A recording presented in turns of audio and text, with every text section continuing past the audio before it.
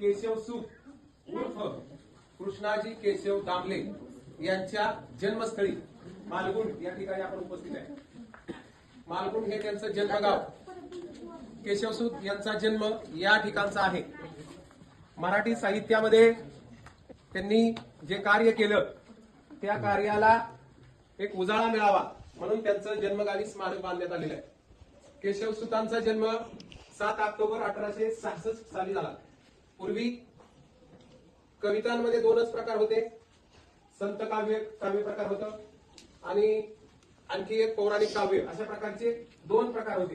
त्या दोन्ही प्रकाराला फाटा देऊन वेगळ्या प्रकारचं साहित्य काव्य निर्माण करण्याचं काम केशवसूतांनी केलं म्हणून त्यांना आधुनिक कवितेचे जनक म्हणून मराठी साहित्यात ओळखलं जातं। तसं पाहिलं तर आधुनिक कवी आद्य कवी दुसरे आहेत, पण केशवसूतांना केशवसूत हे नाव का पडलं किंवा केशवसूत नावाने त्यांनी लेखन का केलं तर त्यांचं नाव पूर्ण काय आहे, कृष्णाजी केशव दामले। केशव हे त्यांच्या वडिलांचं नाव, सूत म्हणजे काय, मुलगा, केशवाचा मुलगा, म्हणून केशवसूत या टोपण नावाने त्यांनी लेखन केलं।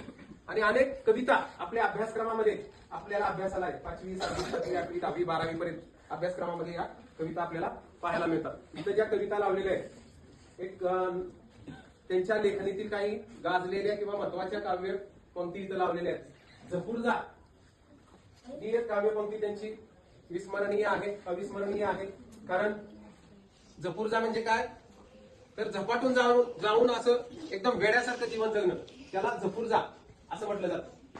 अशाच प्रकारच्या संध्याकाळ किंवा घड्याळ, या ठिकाणी तुतारी, अशा प्रकारच्या नवा शिपाई, या बघा, या थोड्याशा कव्हर करून घे, त्या कविता आपल्याला पाहायला मिळालेल्या आहेत। इथं येण्याचा एकमेव उद्देश आहे की जे कवी लेखक आपण पुस्तकात पाहतो वाचतो त्यांचं कार्य सुद्धा आपल्याला थोडं लक्षात राहावं।